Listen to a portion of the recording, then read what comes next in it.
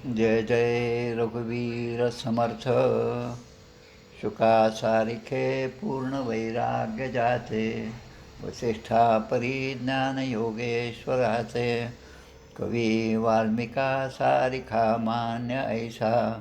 नमस्कार माझा सद्गुरु रामदासा. श्रीराम मला वाटते अंतरी त्वा वसावे. तुझ्या दासबोधासी त्वा बोध व्हावे. अपत्या परी पाववी प्रेमग्रासा. महाराज या सद्गुरु रामदासा. जय जय रघुवीर समर्थ. दशक 12 समास 6 सृष्टिक्रम निरूपण या समासाचा आज आपल्याला विचार करायचा आहे. या संपूर्ण ग्रंथराज दासबोधामध्ये मुख्य जे तत्त्व आहे ते म्हणजे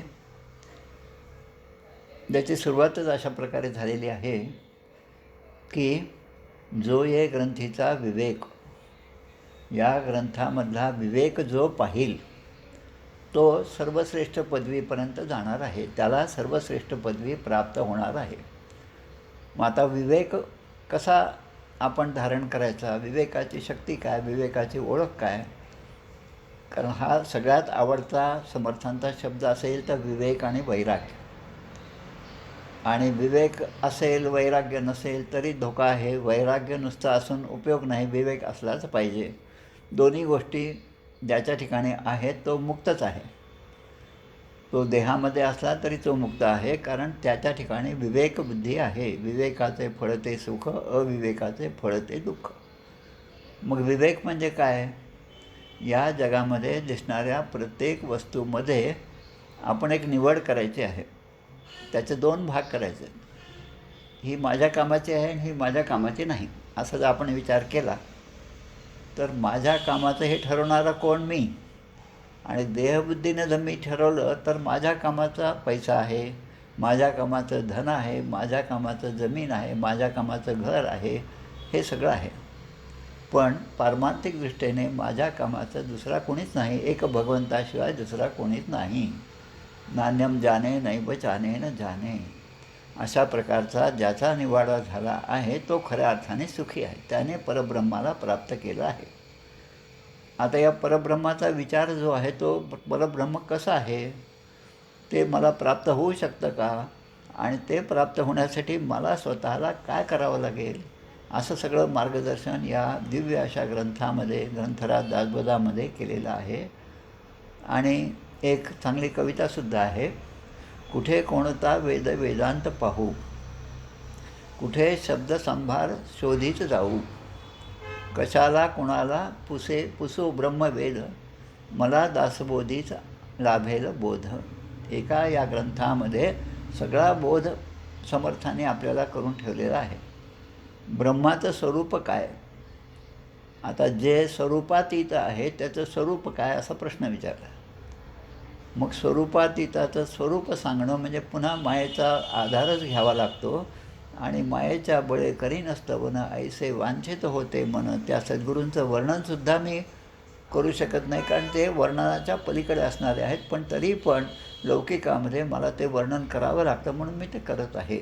हे जसं आहे तसं ब्रह्माचं स्वरूप कसं आहे, तर ब्रह्म निर्मळ निश्चळ शाश्वत सार आमळ विमळ अवकाश घन पोकळ गगनायसे. आता आपल्याला समजण्यासाठी शेवटचा शब्द या ठिकाणी आहे. ब्रह्म कसं आहे, निर्मळ आहे. निर्मळ म्हणजे मलरहित आहे. निश्चळ म्हणजे जे ज्यामध्ये चळण नाही, स्थिर आहे. शाश्वत आहे म्हणजे ते अशाश्वत नष्ट होणार आहे का, तर ते नाही. सार आहे. असार आणि सार, सारासार विचार म्हणजेच विवेक. मग अमळ विमळ ह्या सगळ्या गोष्टी झाल्या. आणि शेवटी म्हणतात गगना ऐसे. आपल्याला समजलं नाही म्हणून समर्थ आपल्याला सांगतात ते कसं आहे, गगनासारखं.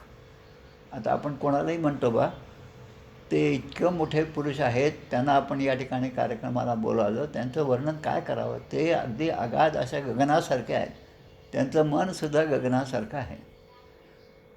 पण शास्त्राच्या दृष्टीने, विज्ञानाच्या दृष्टीने त्या गगनालासुद्धा मर्यादा आहेत. पण समजावं म्हणून ते सांगतात. सागरासारखं त्यांचं मन आहे. म्हणजे चांगलं असो वाईट असो त्या सगळ्यांचा स्वीकार करणारे ते आहेत आणि म्हणून ते सागरासारखे आहेत. पण तो सागरसुद्धा आटून जातो हे कंसामध्ये त्याचा अर्थ आहे. म्हणजे आपल्याला जर गगनासारखी उपमा दिली तर आपण एवढे विशाल आहोत असं जर वाटत असेल तर ते चुकीचं आहे. मग या ठिकाणी म्हणतात ब्रह्म जे आहे ते आपल्याला समजण्यासाठी गगनासारखे आहे, पण त्याच्याही पलीकडे हे ब्रह्माचं स्वरूप आहे. तयास करणे ना धरणे, तयास जन्म ना मरणे, तेथे जाणणे ना नेणणे शून्यातीत. यामध्ये प्रमुख असं एक वाक्य आहे, बहुश्याम प्रजा येती. तैत्तरीय उपनिषद आहे, छांदोग्य उपनिषद आहे आणि विष्णू पुराणसुद्धा आहे. या तिन्ही ठिकाणी याचं वर्णन केलेलं आहे.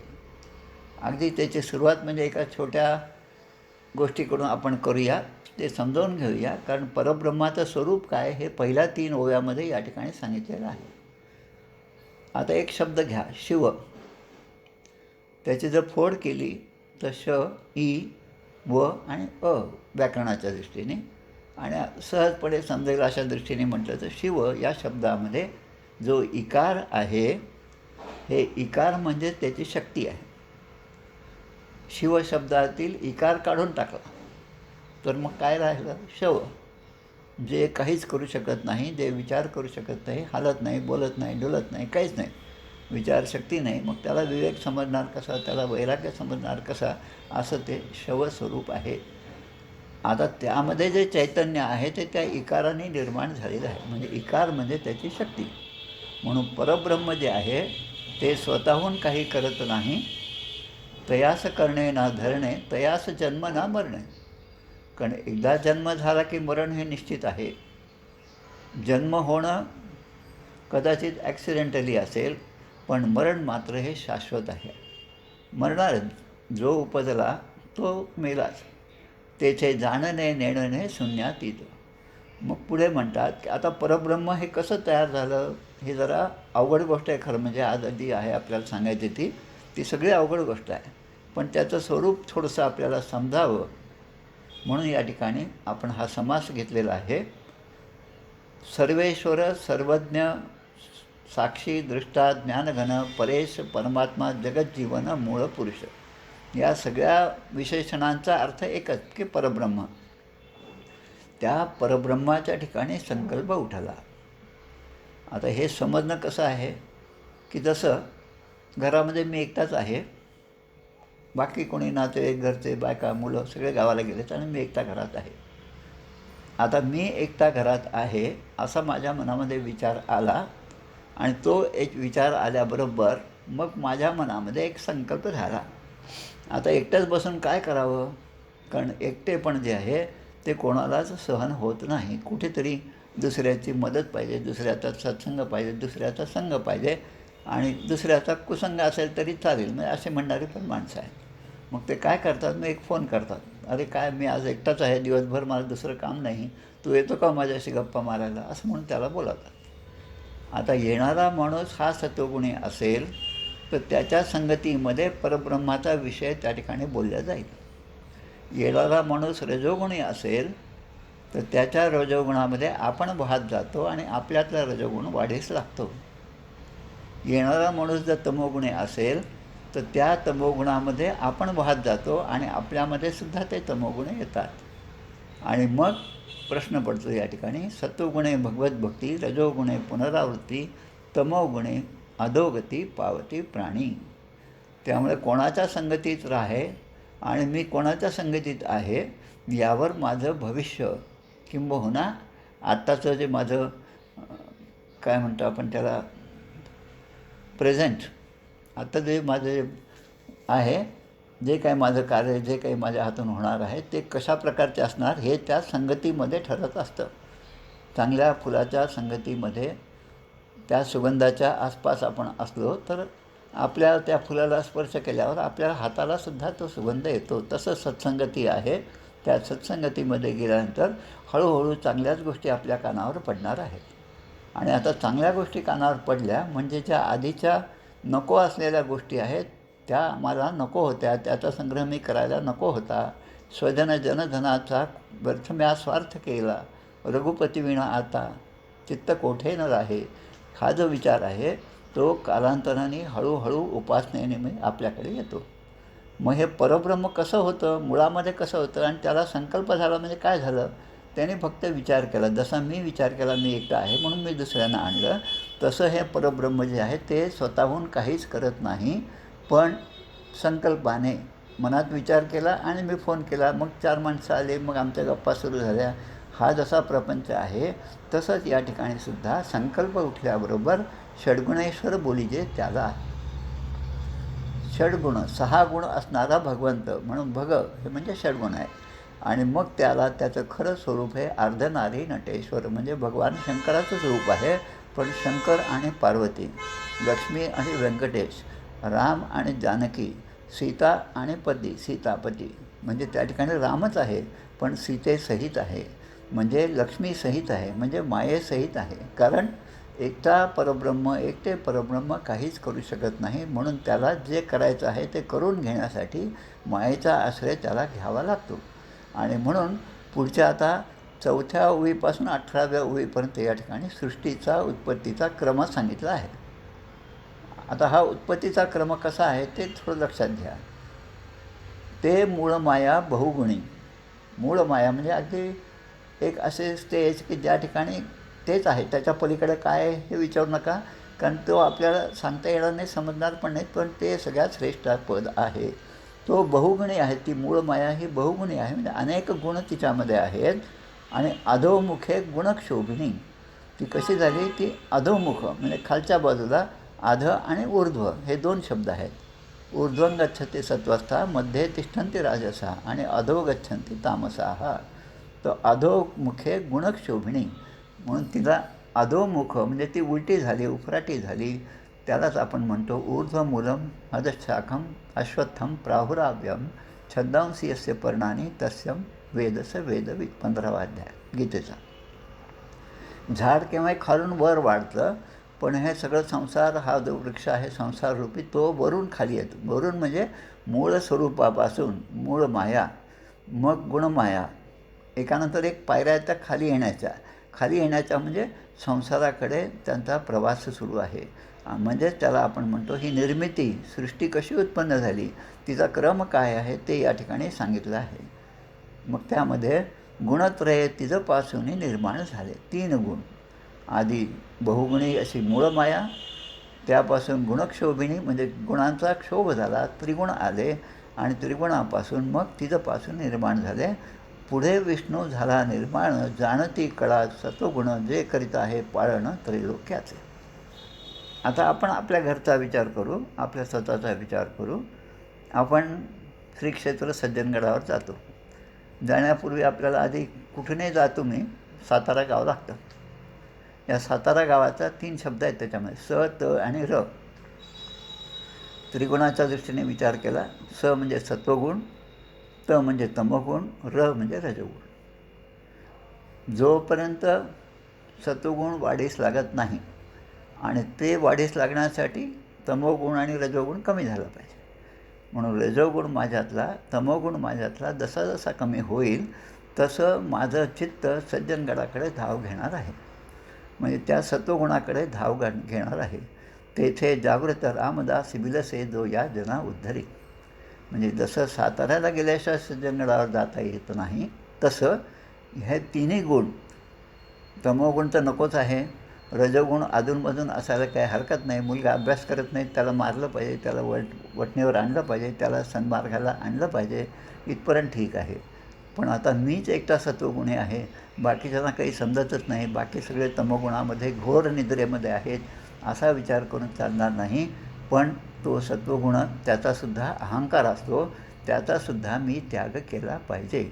म्हणजे रजोगुण, तमोगुण आणि सत्वगुण हे पण एक बंधनच आहे, पण त्याच्या पलीकडे असणारं जे तत्त्व आहे ते म्हणजे मूळमाया आहे, ते म्हणजे परब्रह्माचं स्वरूप आहे. आता पुढे विष्णू झाला निर्माण. आता विष्णूचं काम काय आहे की पालन करणं. आता हे पालन कशा प्रकारे करतो त्याचं एक उदाहरण, खूप सोपं उदाहरण घेतो, तुमच्या आपल्याला समजेल असं. सध्या जर शुक्रवार शनिवारी श्रीमद भागवताची प्रवचनं माझी एक अध्याय सुरू आहे. जवळपास 150 झाली असतील, 140 वगैरे. त्यामध्ये 6वा स्कंद आता सध्या सुरू आहे. त्यामध्ये विचार येतो की या परब्रह्मामध्ये ज्या ज्या गोष्टी निर्माण झाल्या आहे त्यांचं पालनपोषण करण्याची जबाबदारी विष्णूची आहे ना. मग ज्या प्राण्याला चालता येत नाही, बोलता येत नाही, हातपाय नाहीत, मग त्याच्या खाण्यापिण्याची सोय काय? समर्थ आपल्याला सांगतात, अजगर का दाता राम. अजगर, साप, सर्पयोनी, यामध्ये त्यांना हात नाही, पाय नाही, सरपटणारे प्राणी आहेत, पण त्यांचं भरणपोषण झालं पाहिजे ही काळजी कोणाला आहे? तर विष्णूला आहे. आणि म्हणून पुढे विष्णू निर्माण जाणती कळा सत्वगुण, जो करीत आहे पाळणं त्रैलोक्याचे. त्यामुळे हे सरपटणारे जे प्राणी आहेत त्यांना बसल्या बसल्या त्या ठिकाणी त्यांच्याजवळच ते किडे जातात आणि ते फक्त तोंड उघडतात आणि किडे ते खाऊन टाकतात, त्यांचं पोट भरतं. पण ज्यांना चालता येतं किंवा जे 4 पायाने चालू शकतात त्यांच्यासाठी अजूनच सोय आहे की ते आता जाऊन आपल्याला पाहिजे ते ओढून घेऊ शकतात. पण ते पाय वर करून ओढून घेऊ शकत नाही झाडावरून, म्हणून ते तोंडाने ते ओढून घेतात. अजून पुढे ज्यांना हात आहेत, मग त्या हाताने ते फळ ओढून घेतील आणि ते खातील. म्हणजे या सृष्टीचं पालन करता हा विष्णू आहे. आता या विष्णूच्या पुढची अवस्था, पुढे जाणीव नेणीव मिश्रित ब्रह्म जाणावा, त्याच्या गुणे उत्पत्ती होत भुवनत्रयी. आता ब्रह्मदेवाचा म्हणजे त्याचं कार्य जे आहे ते सुरू झालं. आता ब्रह्मदेवाचं काय आहे की उत्पत्ती करणे, निर्माण करणं.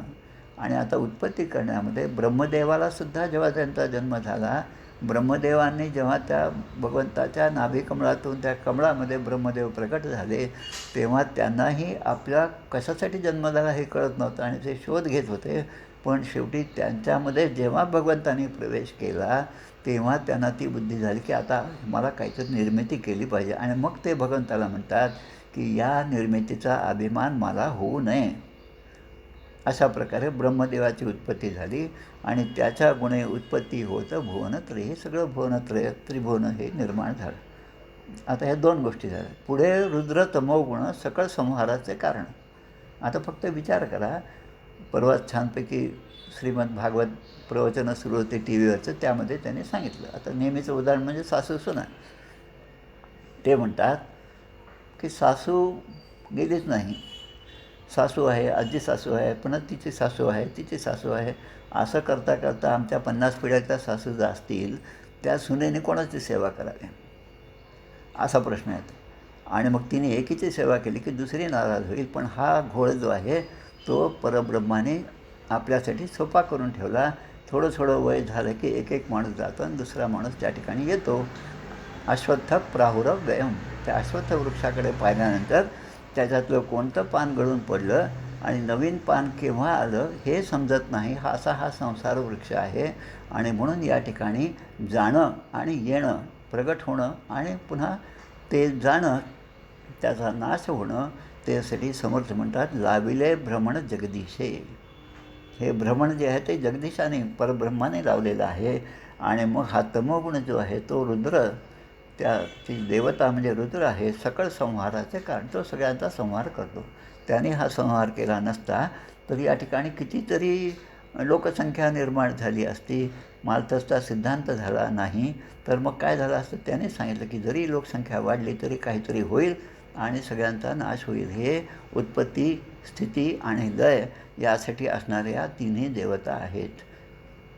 जसं निश्चळी झाले चळण, तेचे वायूचे लक्षण, पंचभूते आणि त्रिगुण अष्टधा सूक्ष्म. निश्चळी झाले चळण. आता आपलं सगळं दारं खिडक्या सगळ्या बंद आहेत, आतमध्ये आपण बसलेलो आहोत. आता बराच वेळ झाला, आपले श्वासोच्छ्वास चालू आहेत. थोडंसं आता गरमी व्हायला लागली, थोडंसं उष्ण वाटायला लागलं. पंखा लावतो आपण, पंखा लावल्यावर वारा येतो, छान झाला. आता पंखा लावल्यामुळे छान वाटलं. आणि ती वीज गेल्याबरोबर मग आता पंख्याचं वारा नाही, आता मला काही या ठिकाणी स्वस्थपणे बसवत नाही. म्हणजे ते वायूचं चळण जे आहे, वायूचं जे लक्षणं ते त्या निश्चळच्या ठिकाणी निर्माण झालं. त्या खोलीमध्ये जे निश्चळ वातावरण होतं त्यामध्ये चंचलता त्या वायूमुळे, त्या पंख्यामुळे निर्माण झाली. तसंच या ठिकाणी परब्रह्माच्या ठिकाणी वायूचे लक्षणं, सुरुवातीला वायू म्हणजे आकाश, तसं म्हणजे पृथ्वी, आप, तेज, वायू, आकाश आणि उलट्या भागाने हे असं ते निर्माण झालं. आता त्या आकाशाच्या पुढे सांगतात तया वायोच्या दोन्ही झुळका. खूप छान असं विवेचन समर्थाने केलेलं आहे.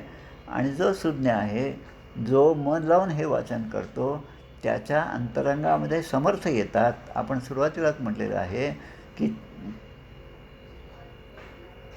माझ्या अंतरंगामध्ये आपण प्रगट व्हावं आणि तुमचा दासबोध, तुझ्या दासबोधासी त्वा बोध व्हावे, आम्हाला तुम्ही समजावून सांगा, जेणेकरून असा हा दिव्य असा ठेवा आम्हाला सहज उपलब्ध होईल आणि आम्ही हा भवसागर तरून जाऊ. मग त्या वायूच्या दोन्ही झुळका, एक उष्ण आणि एक शीतळ. शीतळापासून मयंका तारा जन्म झाला. शीतळ जे आहे, थंड जे आहे, त्यापासून तारा आणि मयंक म्हणजे चंद्र यांचा जन्म झाला. आणि जो उष्ण होता त्याच्यापासून रवी, वन्ही, विद्युलता. आता विद्युलता दोन ढग एकमेकावर आदळले की विज्ञानाच्या दृष्टीने पॉझिटिव्ह आयॉन्स, निगेटिव्ह, आणि मग त्याचं ते भांडण, आणि मग त्यामध्ये ती वीज निर्माण होते. विज्ञान जे आहे ते जे आहे तेच आपल्याला सांगू शकतं, पण जे आहे त्याच्या पलीकडे जो आहे तो त्याबद्दल सांगणारं हे आपले सगळे आध्यात्मिक ग्रंथ आहेत. आणि मग अशा प्रकारे पाणी निर्माण झालं, तेजापासून झाले आप, आप आळून पृथ्वीचं रूप, पुढे औषधी अमोप निर्माण झाल्या. चांद्रयान, सूर्याकडे यान पाठवलं. या सगळ्याचा उद्देश काय, की त्या ठिकाणी जीवजंतू आहेत का, त्या ठिकाणी जिवंतपणा आहे का, हे शोधलं पाहिजे. आणि ते शोधण्यासाठी मूळ जे आहे लक्षणं, ते लक्षण म्हणजे त्या ठिकाणी पाण्याचा अंश आहे का, पाणी आहे का. आता पाणी असेल तर मग बाकी सगळं आहे. निर्गुण रूप जय जय राम, सगुण रूप जय जय राम. मग काय येतं, मत्स्यरूप, कुर्मरूप. मत्स्य आणि कुर्म हे सगळे पाण्याचं असणार आहे. आणि मग हळूहळू देह आकाराला येतो आणि मग सगळ्या देवतांचं उत्पत्ती झालेली आहे. तसं आणि मग एकदा पाणी आलं की त्या पाण्यापासून मग औषधी निर्माण झाली. कारण नुसतंच माती असल्यानं बी टाकलं, पाणी नाही टाकलं तर ते बी रुजणार नाही. ते रुजण्यासाठी पाण्याचा अंश त्या ठिकाणी पाहिजे आणि ते असेल तेव्हाच त्यामध्ये अंकुर होणार आहे. आणि म्हणून पाण्याला आपण जीवन असं म्हणतो. जीवन, जलजीवन मिशन हे सगळं जे आहे ते त्यासाठीच आहे. म्हणून ऐसा झाला आकार, ऐसी सृष्टी रचना, विचार आणला पाहिजे मना, प्रत्यय विण अनुमाना पात्र होईजे. प्रत्यय विण त्याचा आपण अनुभव घेतला पाहिजे. आणि जोपर्यंत अनुभव येत नाही तोपर्यंत हे फक्त शब्दपांडित्यच होतं. आता मी बोलतो आहे, आपण ऐकतात, इतके सगळे प्रवचनं आपण ऐकतो, त्या सगळ्यांमध्ये अनुभव घेणारा कोण आहे असाही शोध घेतला पाहिजे. अनुभव घेणारा कोणीच नाही हेच त्याचं उत्तर आहे. कारण अनुभव घेतला की तो बोलण्याच्या दशेमध्ये सुद्धा नसतो, तो आपल्या आनंदामध्ये मग्न असतो. पण वैयक्तिक मोक्षापेक्षा इतरांनासुद्धा मोक्षपदाकडे नेणं हे संतांचं काम आहे. आणि म्हणून संत आपल्याला परोपरीने उपदेश करतात. हे नाही समजलं मग दुसरा ते आपल्यापुढे उदाहरण ठेवतात, ते नाही तिसरं उदाहरण ठेवतात. आणि कसं तरी प्रत्येकजण या ठिकाणं तरुण गेला पाहिजे हे त्यांचं मुख्य ब्रीद असतं. मग आता एक छान गोष्ट सांगितली या ठिकाणी, ऐशी झाली सृष्टी रचना, विचार आणला पाहिजे मना, प्रत्यय विण अनुमाना पात्र होईजे. आता हा एक उभारणी झाली. आता संवारणी, याचं एक छान उभारणी आणि संवारणीचं एक छान उदाहरण मला ते खूपच आवडतं, तुम्हालाही आवडेल कदाचित. आपण एखादा प्लॉट विकत घेतो, त्याचं आपण पेमेंट केलं, त्यामध्ये एक घर आहे. आता आपल्याला ते घर पाडून नवीन घर बांधायचं आहे. जेव्हा ते अगोदरच्या मालकाने ते घर विकत घेतलं तेव्हा त्याने काय केलं, खड्डा खणला, बेसमेंट झालं, प्लिंथ झाली, मग भिंती आल्या, कॉलम आले, सगळं झालं. मग छत टाकलं. आमचे गोंदवलेकर महाराज म्हणतात, घर बांधलं, सगळ्या भिंती झाल्या, दरवाजे झाले, लाईट झाले, सगळे झाले. पण त्या घरावर जर छत नसेल तर काय कामाचं. त्याचा अर्थ जर नामक नाही तर त्या इतर सगळ्या वस्तूंना काहीच किंमत नाही. नाम असेल तर मग बाकीच्या सगळ्या गोष्टीचं महत्त्व आहे. आणि जो नामच घेत नाही त्याच्या ठिकाणी काहीच नाही, परमेश्वराबद्दलचं प्रेमच नाही त्याच्या मनामध्ये. म्हणून नाम हाच आधार आहे आणि नाम हा आधार आपल्याला नामीपर्यंत घेऊन जाणारा आहे. तसं ते घर निर्माण झालं, त्याला छत झालं आणि माणूस राहायला लागला. आता जेव्हा ते मी जुनं घर विकत घेतलं तेव्हा तो प्लॉट, आता मला माझं घर बांधायचं, तेव्हा मी काय करेन, आधी पाया खणून काढणार नाही. पहिल्यांदा जे शेवटी निर्माण झालं, त्या घराचं छत जे शेवटी निर्माण झालं ते छत जे आहे ते फोडण्याची सुरुवात होते. मग हळूहळू भिंती, मग दरवाजे आणि मग खालचा पाया आणि मग आपण तळाशी जातो. याला म्हणतात संहारणी. उभारणी आणि संहारणी एकमेकांच्या विरुद्धच आहे. अष्टधा प्रकृतीचं हे जग आहे. पृथ्वी, आप, तेज, वायू, आकाश आणि उलट्या क्रमाने आकाश, त्यानंतर वायू, मग तेज, मग आप आणि पृथ्वी. मग हे जे संहारणी आणि उभारणी, मग या दृष्टीने ह्या सगळ्या जगाची रचना झाली. आणि मग जेव्हा पृथ्वी निर्माण झाली तेव्हा 16व्या दशकामध्ये जसं दिलं आहे आपनिरूपण, पृथ्वी निरूपण, हे जे समास आहेत ते मुद्दाम वाचावेत. त्यामध्ये समर्थांचं काय म्हणतात त्याला खुबी, त्यांचं मोठेपण आणि त्यांचं कौशल्य असं आहे की आपनिरूपण वाचताना त्यांनी लिहिलं की आपाशिवाय दुसरं होत नाही, पाण्याशिवाय दुसरं नाहीच. पृथ्वीचं सांगताना पृथ्वीशिवाय दुसऱ्याला आधारच नाही कोणाला. मग अग्नी म्हणतात की अग्नीशिवाय आधारच नाही. म्हणजे पाचही गोष्टी इतक्या महत्त्वाच्या आहेत की षष्टम किंचित न दृश्यते.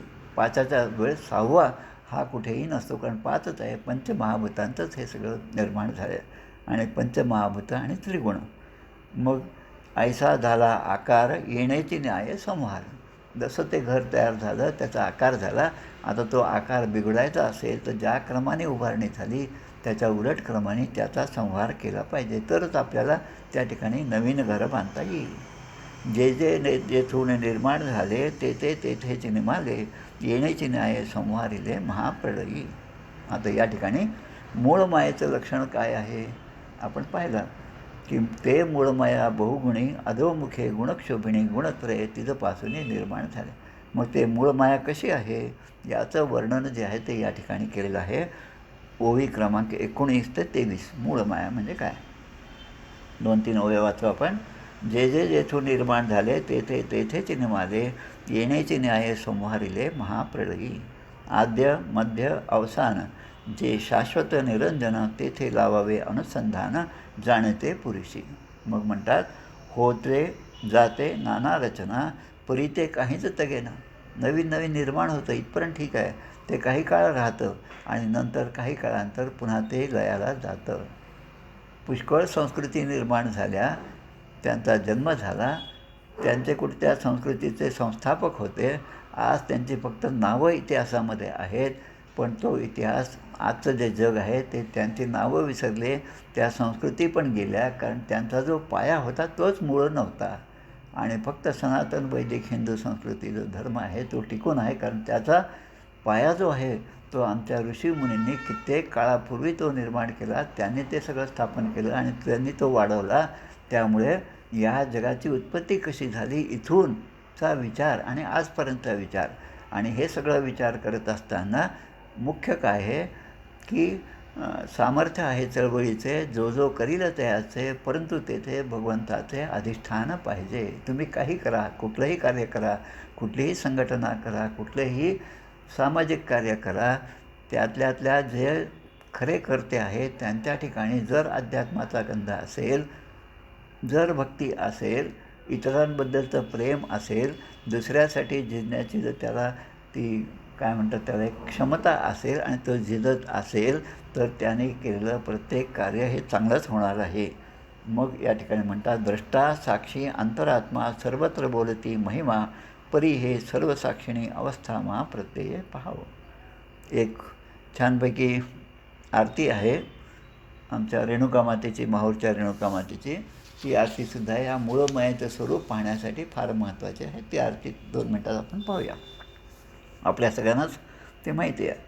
लोलो लागला आंबेचा, भेदाभेद कैचा, आला कंटाळा विषयाचा, धंदा मूळ मायेचा. मूळ मायेचं स्वरूप काय हे आपण पाहतो. आणि या ठिकाणी आमच्या तानाजी देशमुख जे देवीचे निस्सीम भक्त आहेत, या तानाजी देशमुखांची समाधी अंबड या ठिकाणी आहे, जालना जिल्ह्यातलं अंबड. आत्ताच त्या ठिकाणी आमच्या अच्युताश्रम स्वामी महाराजांचा 200वा पुण्यतिथी उत्सव फार वेगळ्या प्रकारे, खूप चांगल्या प्रकारे त्या ठिकाणी झाला. श्रावण शुद्ध द्वादशीला त्यांची पुण्यतिथी असते. 200वी पुण्यतिथी साजरी झाली. त्या ठिकाणी जो गावाच्या बाहेर जो पहाड आहे, डोंगर आहे, त्या ठिकाणी पायथ्याशीच या तानाजी देशमुखांची आणि अंबरीश राजाची दोघांची समाधी त्या ठिकाणी आहे.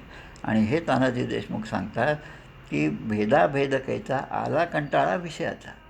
विषयामध्ये माणूस रममाण होतो, पण त्या विषयाचा जेव्हा कंटाळा येतो, त्याचा कंटाळा येणं आणि विषयामध्ये माणूस रमणं, ह्या दोन्ही गोष्टी काय आहेत तर धंदा मूळ मायेचा. मूळ, मग गुणक्षोभिणी आणि मग सगळे गुण आणि मग त्यांचं आकर्षण. आणि प्रपंच हा खोटा. शेवटी हा निर्णय झाला पाहिजे, प्रपंच हा खोटा आहे. प्रपंच हा काही शाश्वत नाही. मरे एक त्याचा दुजा शोक वाहे, अकस्मात तोही पुढे जात आहे. हे सगळं असूनही आपण म्हणतो हो आता मी पुढच्या महिन्यात येणारच आहे, तेव्हा मी तुम्हाला भेटतोच, सहजपणे माणूस बोलतो. पण पुढचा महिना निघेल की नाही हे आपल्याला माहीत नसतं. पण भगवंताच्या आपण सेवेमध्ये असलो, सद्गुरूंच्या सांगण्याप्रमाणे आपलं वर्तन असणं, तर आपला प्रत्येक क्षण हे जीवन आहे. आणि त्याच्या सेवेमध्ये नसणं हे प्रत्येक क्षणी आपण मरतच असतो, तो आपला क्षयच आहे.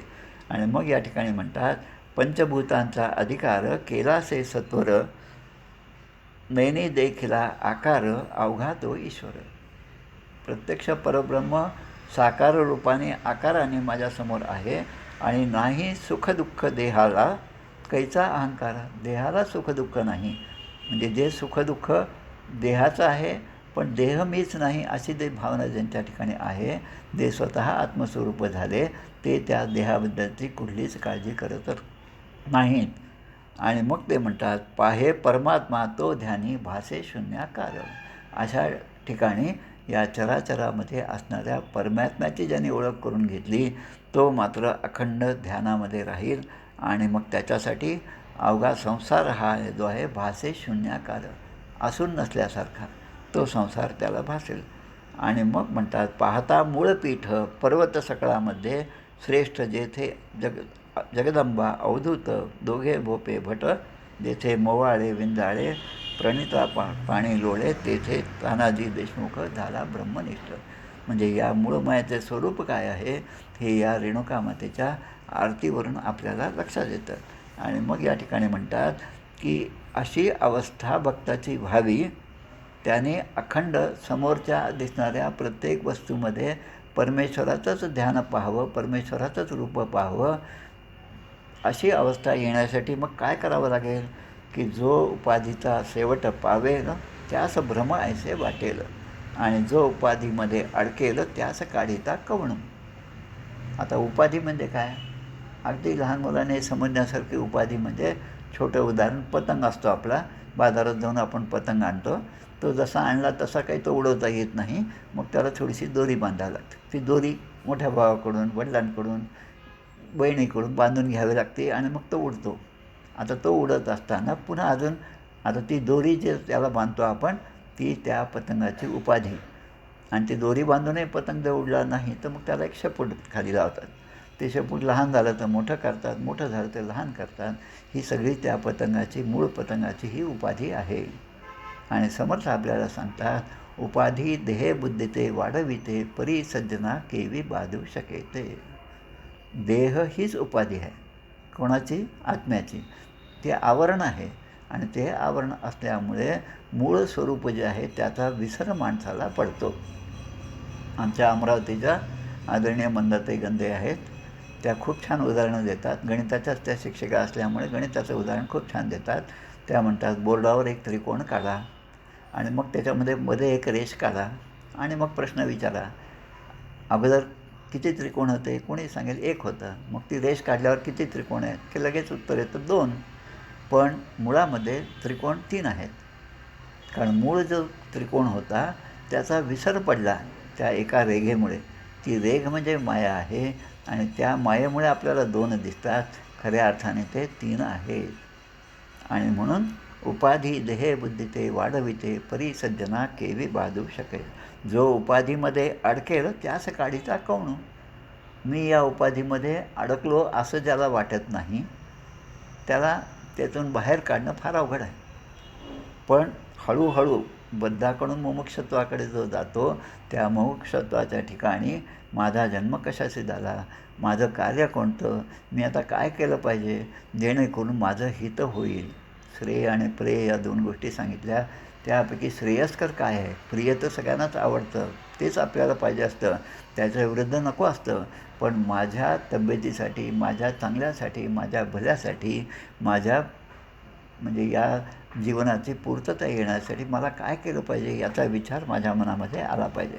आणि मग त्या ठिकाणी म्हणतात, विवेक प्रत्ययाची कामे कैसी घडतील अनुमान भ्रमे, सारासार विचाराचे संभ्रमे पाविजे ब्रह्म. म्हणून सारासार विचार, सार आणि आसार, विवेक अविवेक.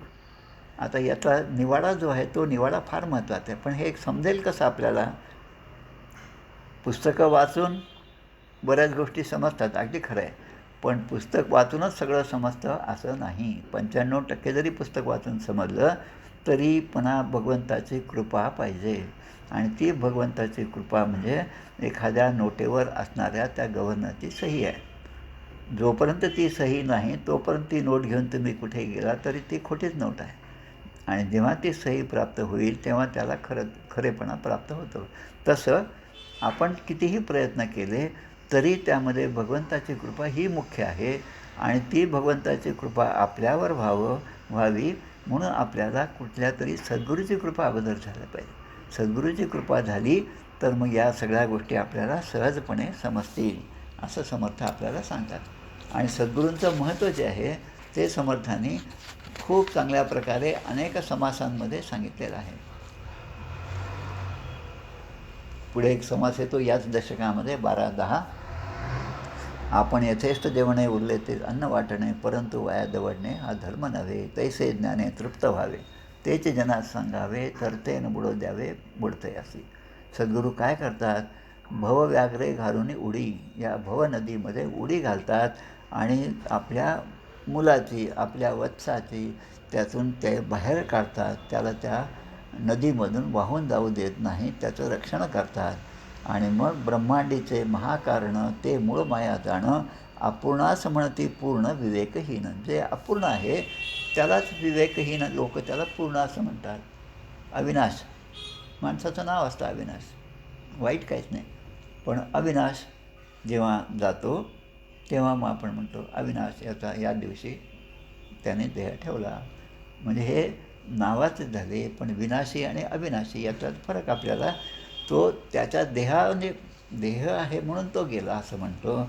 पण अविनाशी जे स्वरूप आहे परब्रह्माचं ते मात्र निश्चळ आहे, ते जाणार नाही. ब्रह्मांडीचे महाकारण ते मूळ माया जाणं. आणि म्हणून सृष्टीमध्ये बहुत जन एकभोगिती नृपासन, एकविष्ठा टाकीती जाणं प्रत्यक्ष. आता जे आपल्या दृष्टीत दिसतं त्याचा विचार समर्थांनी या ठिकाणी सांगितलेला आहे. आणि त्यांचा मूळ शब्द जो आहे तो विवेकाचा आहे. आणि विवेकाचं फळ कसं असतं आणि किती चांगलं असतं हे ते सांगतात आपल्याला. सृष्टीमध्ये बहुत जन एकभोगिती नृपासन, एक चांगला राजा आहे, राज्य करतो.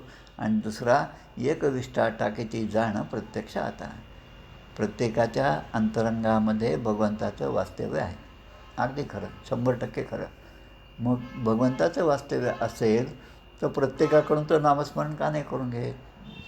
तर भगवंत म्हणतो तुमच्याकडून नामस्मरण करून घेणं हे माझं काम नाही.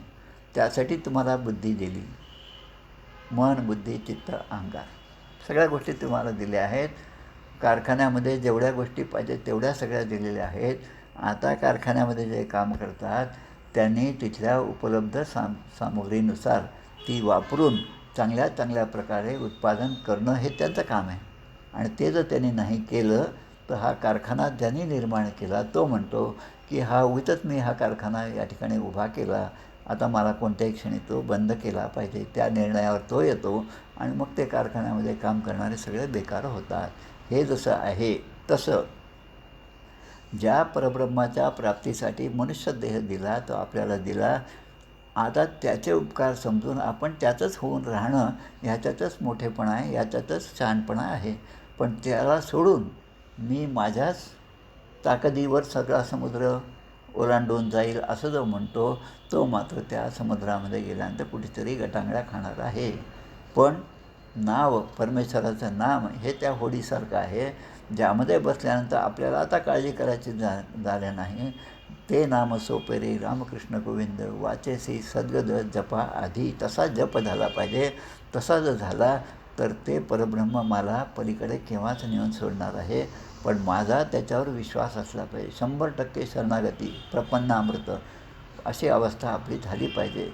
आणि मग ऐसे उदंड लोक असती आपणास थोर म्हणती. मग त्यापैकी ज्यांना काहीतरी प्राप्त झालं, जे काही सुखासनावर आहेत, ज्यांना काहीतरी भौतिक सुख प्राप्त झालं, ते म्हणतात पहा मी एवढं केलं म्हणून मग हे सगळं मला प्राप्त झालं. मग एखाद्याला जो अज्ञानी आहे त्याला असं वाटतं की आपणही तसंच करावं आणि तो करायला जातो आणि त्याच्या मनाच्या विरुद्ध गोष्टी घडतात. परी ते विवेकी जाणती सकळी काही. आणि जे खरे विवेकी आहेत त्यांना मात्र ही गोष्ट लक्षात येते की त्याने जे केलं त्याचं अधिष्ठान काय होतं. एकदा योगायोगाने आमचे काय त्यांचं नाव भापकर पुण्याचे सिडेकचे, त्यांची आणि माझी भेट या प्रजापिता ब्रह्मकुमारी यांच्या एका कार्यक्रमामध्ये माउंट आबूला झाली. आणि बोलता बोलता मला ती सवय आहे, मोठी माणसं आली की त्यांच्यासमोर आपण जायचं, थोडीशी ओळख काढायची आणि त्यांना हे प्रश्न विचारायचा. जिज्ञासा ही आहे की त्यांनी जे आज यश प्राप्त केलं विज्ञानामध्ये, त्याच्यामागे भगवंताचं अधिष्ठान कोणतं आहे, असा एक सहजपणे प्रश्न विचारायची मला सवय आहे. तेव्हा त्याने मला जे उत्तर दिलं ते उत्तर फार महत्त्वाचं आहे. ते म्हणतात रत्नागिरीकर मी रोज ज्ञानेश्वरी वाचतो. म्हणजे त्यांचं मूळ जे आहे ते ज्ञानेश्वरीपासून प्रेरणा घेतलेलं, त्यापासून प्रेरणा घेऊन हे सगळं त्यांनी सामर्थ्य आहे चळवळीचे जो जो करील त्याचे, परंतु तेथे भगवंताचं अधिष्ठान पाहिजे ते पहा. पाहिजे म्हणजे पाहिजे हा अर्थ आहे. आणि पाहिजे ते भगवंताचं अधिष्ठान जे आहे त्याकडे तुम्ही लक्ष द्या. बाकीच्या उपाधीकडे लक्ष देऊ नका. तर तुमच्यामध्ये काही ना काही चांगला बदल होणार आहे. ऐसा आहे समाचार कारण पाहिजे विचार. बहुतांच्या बोले हा संसार नासू नये. आता संसार म्हणजे सगळा प्रपंच आपण जो करत आहोत तो, जसं प्रपंचामध्ये एखादी गोष्ट चांगली झाली आपल्याला जमलं की आपण विशेषतः महिला वर्ग लगेच सांगतात दुसऱ्यांना, शेजारणीला सांगतात मी असं असं केलं, थोडंसं मीठ मी मात्र कमी टाकलं बरं का, आणि चव मात्र खूप छान आली. आता तिने कमी टाकलं म्हणून आपणही कमी टाकलं, पण त्याच्याबरोबर इतर गोष्टी आहेत त्या जर जास्त झाल्या तर त्याची चव पुन्हा बिघडणारच आहे. हे जसं आहे तसं बहुतेकांच्या बोले हा संसार नासू नये. दुसऱ्याने सांगितलं ठीक आहे, पण त्याची प्रचिती आपण घेतली पाहिजे हे समर्थ आपल्याला सांगतात. आणि ती प्रचिती घेण्यासाठी शास्त्र प्रचिती, गुरु प्रचिती ह्या सगळ्या गोष्टी सांगितलेल्या आहेत. पुस्तकज्ञाने निश्चय धरणे तरी गुरु कासया करणे, या कारणे विवरणे आपुल्या प्रत्यये. पुस्तकाच्या ग्रंथाच्या वाचनाने एखादा निश्चय करणं तरी गुरु कासया करणे.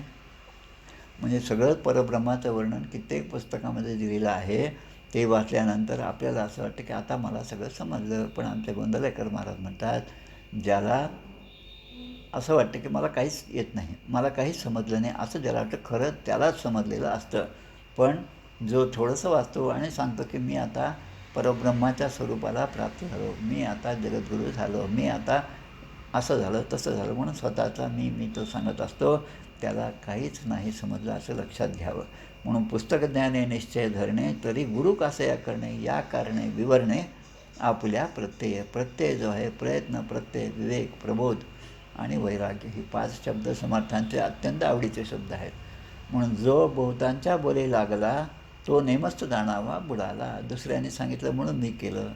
अरे पण समोर खड्डा दिसत आहे, त्याने जरी सरळ तो गेला तरी त्याच्यासमोर खड्डा नव्हता, तुझ्यासमोर खड्डा आहे, तुझ्यासमोर धोका आहे. त्याचा तुझा संसार काही चांगला सारखा नाही.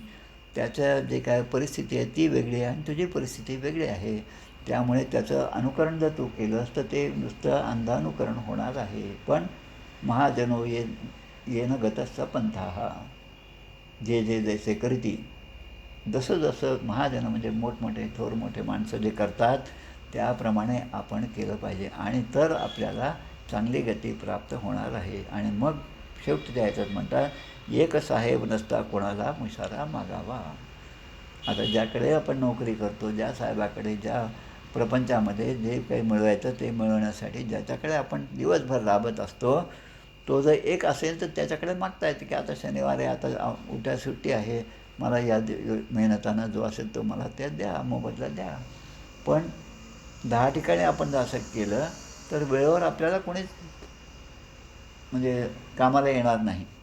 आणि म्हणून ते म्हणतात एक देव कोठेतरी असावा भाव, एक देव एक परमात्मा त्याची आराधना करा, काही हरकत नाही. पण यामध्ये एक लक्षात घ्या, एकाची आराधना करताना नामाचे जे अपराध सांगितले दशनाम अपराध, त्याप्रमाणे एकाची आराधना करत असताना दुसऱ्याचा अवमान होणार नाही ही काळजी साधकाने अखंडपणे घेतली पाहिजे. आणि नेमकं आपलं इथेच चुकतं. स्वामी विवेकानंद जे सांगतात आपल्याला, त्यांचं एक वाक्य मला खूप आवडतं. एखाद्या संप्रदायात जन्म घेणं ही अत्यंत चांगली गोष्ट आहे, पण एखाद्या संप्रदायातला मृत्यू ही अत्यंत वाईट गोष्ट आहे. आता संप्रदायातला मृत्यू म्हणजे माझा संप्रदाय श्रेष्ठ आणि इतर सगळे कनिष्ठ हा विचार म्हणजे त्याच्यातला मृत्यू. आपण कुठल्या तरी संप्रदायात असणं हे खूप चांगलं आहे, पण त्याच संप्रदायातली जी शिकवण आहे ती मला इतर संप्रदायाकडून सुद्धा प्राप्त होऊ शकते. आणि म्हणून त्यांच्या संप्रदायातील जे काही ग्रंथ असतील, जे काही चरित्र असतील, जे काही स्तोत्र असतील, त्याचंसुद्धा मी वाचन केले पाहिजे. आणि मनुष्य काय सांगावे गुण, समर्थ म्हणतात की परमेश्वराचे अनंत गुण, मनुष्य काय सांगावे गुण, की अनेक ग्रंथामधनं परमेश्वराने तेच आपल्याला सांगितलेलं आहे.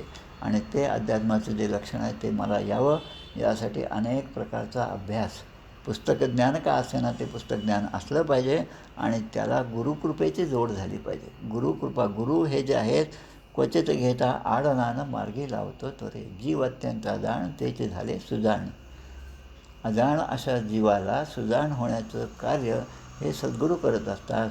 आणि मग सद्गुरूंच्या कृपेने, सद्गुरूंच्या सान्निध्याने, त्यांच्या सत्संगतीमध्ये गेलं की आपोआप आपल्याला त्यांचा तो प्रभाव जो आपल्याला जाणवायला लागतो. आणि सहजपणे माझ्यामध्ये केव्हा बदल झाला हे सुद्धा मला कळत नाही. अशी गुरुकृपा ज्यांच्यावर होईल त्यांना हे सगळं ब्रह्मांडीचे महाकारण ते मूळमाया जाणं हा जो विचार आहे तो त्यांना सहजपणे समजायला लागेल. आणि म्हणून या ठिकाणी खूप महत्त्वाचा असा हा समास आहे. अर्थ फार गंभीर आहे तसं पाहिलं तर, पण कसं आहे की गंभीर आहे म्हणून सोडून देणं हा काही त्यामध्ये नाही. एवढं मोठं युद्ध आहे ना, अर्जुन म्हणतो मी आता सोडणार, मी आता हे म्हणजे हातामध्ये आता माझा कंप झालेला आहे, घाम येतो आहे आणि मी हे युद्ध करणारच नाही, अशी जी अवस्था झाली ती अवस्था सोडून त्याच अर्जुनाला पुन्हा भगवंतांनी नाना प्रकारे उपदेश केला. एकच उपदेश नाही केला. मोक्ष संन्यास, कर्मयोग, कर्मसन्यास योग, ज्ञानयोग, भक्तियोग, 25 प्रकार सगळे सांगितले 18 अध्यायामध्ये. आणि त्यातून त्याला पुन्हा उभं केलं.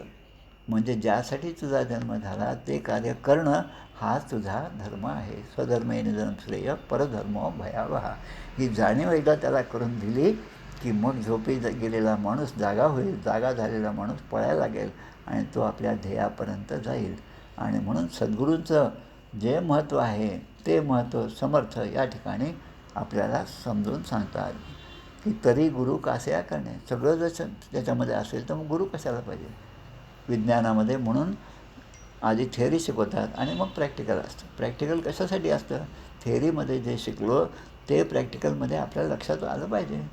त्रिकोणामधून आपण इकडून गेलो पुन्हा पलीकडे गेलो तर आपल्याला सरळ गेलं तर आपल्याला हा शॉर्टकट आहे. हा शॉर्टकट शब्द जो आहे तो हाच आहे. त्रिकोणाच्या दोन बाजूंची बेरीज ही तिसऱ्या बाजूपेक्षा जास्त असते. म्हणजे ही मधली जी आहे रेस ती लहान असते दुसऱ्या 2 बाजूंच्या लांबीपेक्षा.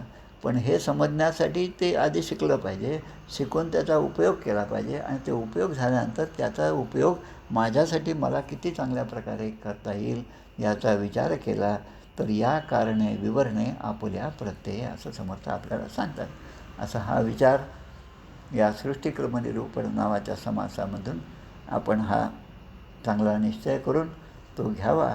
आणि या ब्रह्मांडाचं मूळ कारण जे आहे ते सुद्धा आपल्याला याच जन्मात येण्याचे जन्मे त्याची प्राप्ती आपल्या सर्वांना व्हावी एवढी एक शुभेच्छा व्यक्त करून मी या ठिकाणी थांबतो. जय जय रघुवीर समर्थ.